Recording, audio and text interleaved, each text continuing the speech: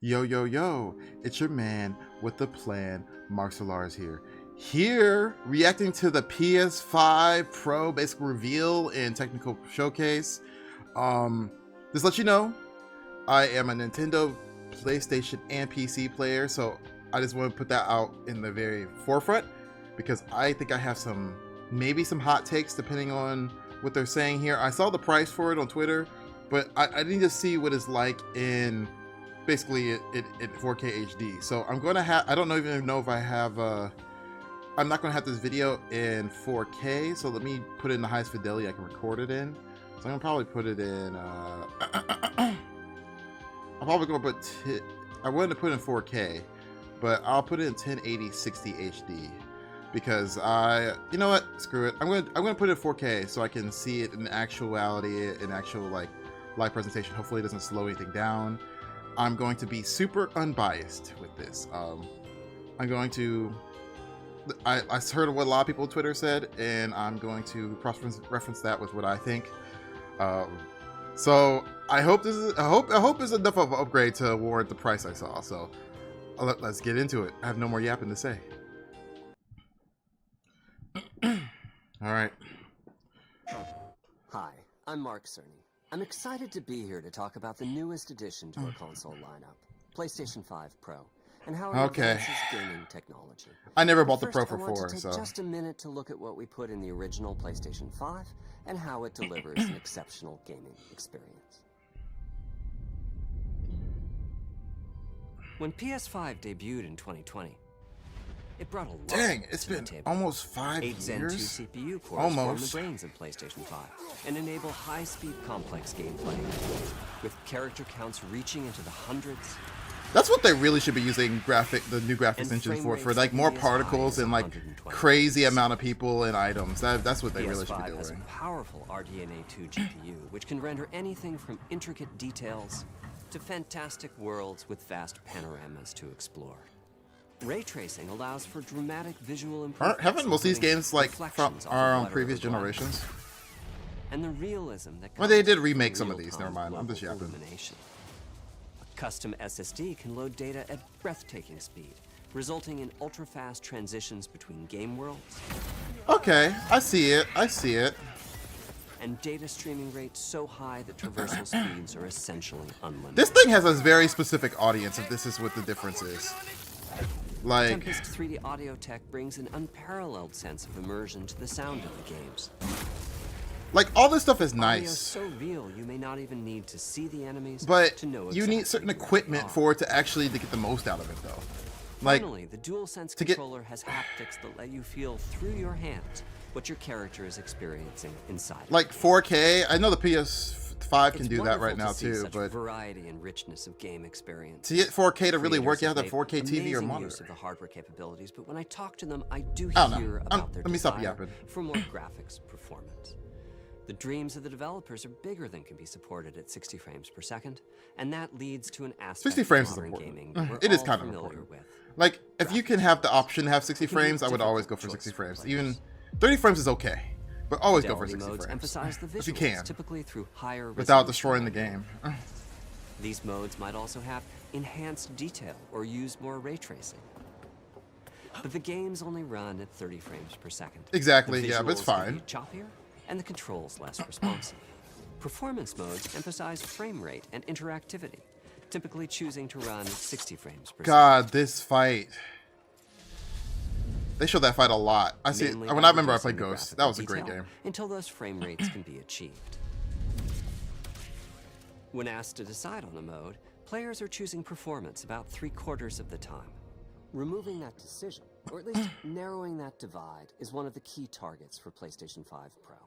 We want to give players the graphics that the game creators aspire to, at the high frame rates that players typically prefer.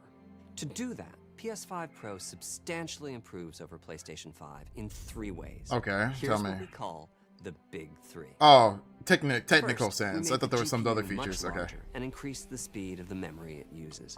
The result is rendering that's up to 45% faster. Second, we made major upgrades to the ray tracing. taking a streamlined and accelerated approach that allows calculation of the rays at double or even triple the speeds of PlayStation 5. This is for a very And finally, specific we added audience. custom hardware for machine learning, and For an sure. AI library called PlayStation Spectral Super Resolution, or PSSR for short. PSSR analyzes the game images pixel by pixel and can add an extraordinary amount of detail, which boosts the effective resolution of the games. Game creators are adding PS5 Pro support to new and existing titles, and with the big three involved, the results can be pretty amazing. Okay. With graphics showing something like fidelity levels. Just show me of what the detail, difference is. Let me but see. at double the frame rate. Here's Okay, The Last Last of of Us Us. Part 2. That's a good running game to show it off PS5 on. Pro. It has huge amounts of detail and targets a super smooth 60 frames per second. Okay. Let's compare this to the fidelity mode on Oh man, the PS5, video can barely keep which is up. There only we go. running at 30 frames per second and is therefore much choppier. I see the difference. I see the difference. This goal of delivering almost fidelity-like graphics at performance frame rates has been achieved for a broad set of titles, including Marvel's Spider-Man 2 and Ratchet & Clank Rift Apart. We can see that PS5 Pro is close to doubling the power of PlayStation 5. Another way to compare the two consoles is to look I'm at trying to see PS5 how I Pro feel. versus performance I feel mode on like, PS5, is this both of upgrade which target necessary? 60 frames per second. What we see here is a difference in detail. Well, Last of PS5 2 Pro definitely is much needs- sharper and crisper than PS5. For That's a this, big my difference right there. favorite That is was the a big parade scene difference. From Ratchet & Clank. Distant details are much clearer. And here we can see Marvel's Spider-Man 2 is noticeably higher resolution throughout the scene, including the trees and procedural cars. So overall, some remarkable There improvements. is a difference. I would say there is a PS5 difference. Pro, we can see increased sharpness to the graphics or smoother and more responsive gameplay. This is the big three showing their value. As you've I been just seeing, feel machine learning via the PSSR library is being used like quite broadly to add pixel detail. they need and to add boost more frame features rate. to this other than But just there are as many graphics approaches as improvements. there are game engines. The increase in raw GPU power is being especially effective. A for big thing I Horizon was talking Forbidden about in West. this Apart from the generation. detail boost, Well, that let me let them extra talk graphics first. power is allowing for improvements to lighting and visual effects, Yeah, like the biggest thing about this generation as is well that as to they the need hair, to the like skin, add more and stuff. Like cinematics. for the Switch, Open up, guys. the PlayStation, Door and first. Xbox. I've been asking for themes. Themes have been on the 3DS, on Ray tracing is finding the broad use as PlayStation well, particularly when the 4, games are focused and I on can't remember higher if it was on frame the rates. Xbox. I'm not a The big faster Xbox hardware person. in PS5 Pro But it's like can there are make a themes on real all three of difference. those systems. So allowing Gran Turismo 7 to add ray traced like, reflections between the a lot of the cars fun and shit gameplay. they took out. So I was While hoping that they would continuing add to more support fun shit targeted alongside 60 with the frames per upgrade. second. But you know, it is what it That is. boost in ray tracing is also delivering big wins for Hogwarts Legacy, allowing not only for better reflections and a greater variety of reflective surfaces, but also for further realism in the casting of shadows. I hope you've enjoyed this run-through of the technology behind PlayStation 5 Pro. Simply put, it's the most powerful console we've ever built, and a worthy addition to the PS5 family. Let me wrap this up by giving you a quick look at a number of games running on the new console. All right, show me some other games. Oh, that song's copyright. I'm probably gonna hold up. I'm probably gonna turn that down for a second.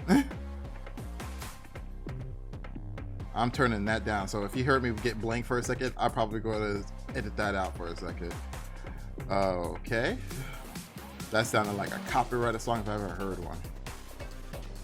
Oh yeah, Final Fantasy VII would be definitely benefit from it. That game had a lot of weird graphical issues when it first came out.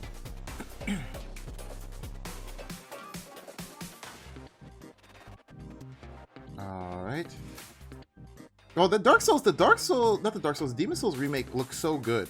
I'm just surprised that people don't talk about it as much as the other ones, because unless it's just peer of what Demon Souls was like back when it first came out, and then I can see why.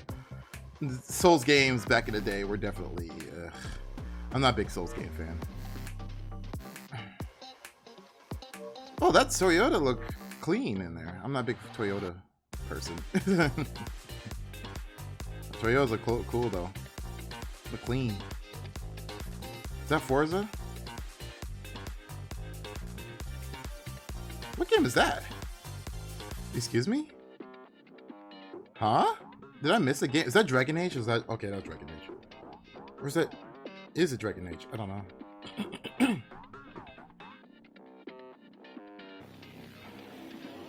Okay. Let me turn the. Oh man, hold up. Vertical stand still separately. Okay. So 700 off the rip, and I believe I heard something else, but I'll let them finish.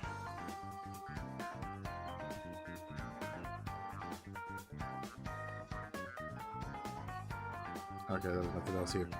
All right, so I had let me look at this on Twitter really quick because I have it right up here. Yeah, so it's almost $80 for the disk drive. It's sold separately, and so is the vertical stand. I don't know why I have a frog in my throat. I apologize if I sound weird. So it seems like I want to have this playing in the background on muted, like as I kind of I'll rant a little bit, just a little bit, because I think I have some opinions. So that price is really high. I'm not gonna lie, that price is really high.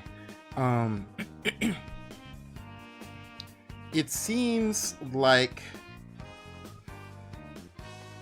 this is for a very specific audience. Even the last PS4 Pro was for a very specific audience, but even this, even more so. Excuse me on that. It just seems like it's unnecessary. Like it's good, but it's unnecessary. For those who say, I did see a few people saying like a PC equals this same level of fidelity for the same price. It doesn't. And keep in mind that most people can barely function, can barely do a Google page, can barely navigate a Google page and make the remote for their freaking TV work or sync the remote up, let alone maintain and like know the the level of graphics their PC has and readjusting the settings for the game to make sure it works for their PC. You got to understand where a lot of people are coming from with this. Like people are like, oh, you can get a PC, bro. You know how? Yeah, for a lot of people who know how tech works, or they're really avid gamers, or they really have a friend that can help them out. But like for 80% of the population, they don't have the knowledge or skill yet to really manage a PC and to get it all optimized. And then they also, because of exclusivity, they have to wait for a game. Like people say, oh, you're impatient. I'm like, you know how long it takes for some games to get to PC, and then sometimes they still don't work? It's definitely like, I'm trying to be a little devil's advocate here, because I feel like a lot of the sentiment is that the PC is a little bit better. I'm probably gonna get a lot of dislikes for that, but it's just, you gotta understand what the general audience is. And the general audience is not that technological savvy. They know how to work an Apple product, but they don't know how to work a product. Like they don't know how to make something they don't know tech like that. They know how to use tech, but they don't know how to manage tech, if that makes sense. And I think this is what this is for. These are for these people who like these high budget games that don't know how to manage tech, that just want to spend their money, get what they need to get in and get out. But even the problem with this is that the PS5 Pro, for you to really use it, you need like good headphones, number one. Number two, you need a 4K monitor. If you really want it to be like high graphic, high fidelity, I mean, you can do it at 1080, but the whole point of getting the Pro is that you're getting the maximum output. So that also means you probably need a 4K TV or a two, or is there a two? I'm trying to remember. There's one that's higher than 4K now, but there's like a 4K TV, because then you're not really looking at too much different. Maybe at least a little bit. So it just feels like, if they're doing this, they're probably going to make a very minimum amount, or it feels so gimmicky and it's so expensive.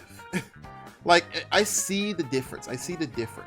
Like I think it looks beautiful. Like I'm not even joking. Like the upgrades in graphics is beautiful, but it's not beautiful enough for me to see somebody putting in 800 for it. I don't know. I don't know. It's hard because I'm not who this is targeted to, and the general audience that like does not interact with like Twitter, who doesn't interact with like barely anything else. This is what this is for. Like any gamer that has any other options would look at this and probably laugh, but the general public probably wouldn't laugh at this. They probably see this and like, oh shoot, this is a great thing. Make my games look a lot better. Like my current boss right now probably would love this. He's got a lot of money, and he would probably like that graphic change. I don't know. It's so expected, but it's also a little bit of a disappointment because I feel like some of this stuff could just be an upgrade for a PS6 or something like that. I'm like, I just don't feel like this is necessary. Just put a lot of these test these changes for the next console generation, and then we just have a new console generation, because now the next console generation is going to feel super like, okay, the PS5 Pro looks just like this. And then I don't really like that the disc drive doesn't come with it. I think that's a little shitty. It probably means because a lot of things are turning digital. But you know, to me, it sucks that things are turning digital. I'll still be a gamer. I just won't be as happy with it. I'm not happy with everything turning digital, but it looks like if it's not next generation, it's gonna be the generation of next generation. By the time I'm probably 40, it's probably going, at least probably the latest 40, it's probably going to be all digital. So it just shows you where everything's going, but it's also not a bad thing. Like literally, the market will decide what's going to do with it. If the general audience likes this, the general audience likes this. I just hope that is it going. If it does, people do like it. I hope it's not going to be the standard to just I don't know, to just max out graphics. Because I'm like, I feel like I'd rather just have more particles and more fancy things in my game. Like that's what the new power for me should be for. Like graphics, great, but you know, I don't need movie quality in my games all the time. Like, you know, if Horizon looks good, like they just showed right there, but I think the main thing I would like more with more power. I expect there to be more things to do, or there's more impressive things happening in game. Like Final Fantasy 16, that's what I'm talking about. Like, yeah, it's cutscenes, some of it's playable though. Like, I'm looking for epicness. Like, if you're going to upgrade your console and make more power, make it more towards the power for the developers to make some crazy shit. Like if Kingdom Hearts 4 comes out, if I have a million Heartless battle, like they have 1,000 Heartless battle back on the PS2, just to show you where they came from, 1,000,000 Heartless battle, all rendered in real time. You know what I'm saying? That might be much, but you know, that's the kind of stuff I'm talking about. I don't really care about how much better it looks. I care about what they do with that power. And right now, this does nothing for me, unfortunately. Like, as much as the negative, and like I said, I did defend it in the sense of like the PC stuff. This is not for people who have PC, who understand PC stuff. Like, this is for people who just can't wrap their head around building a PC or maintaining a PC or keeping up with it. This is not for you and me. Like, if you're watching this video, this is probably not for you. Honestly, especially for that price point. Now, for people, like I said, for people saying this is equivalent to getting a PC, the PC probably can't do it to this level at that same price.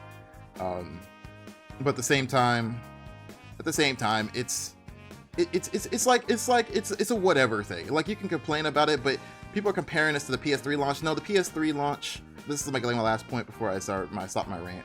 The PS3 launch. It was when the console initially came out. There was no other PS3 at the time when that price point came out. I think it was like $600 and something. Like that's why people were pissed off about the PS3. Like, it was not because they already had people are equivalent to the PS3 pricing thing. No, it's not. It's nothing the same. Like, there's a PS5 that works perfectly fine, and that's slightly going down in price depending on where you get it from. It's still probably like, I think $450 or something, a little bit higher than that. It's probably like $500. I can't. It's been a while since I checked the price for PS5, but it's definitely going down depending on where you're getting it from. But like the 700 is a lot, but it's better if this is what you got and you don't know how to work a PC. That's fine. Like, for me, My problem is my PC has one, I think it might be my CPU or my GPU that doesn't work well. That doesn't work really well.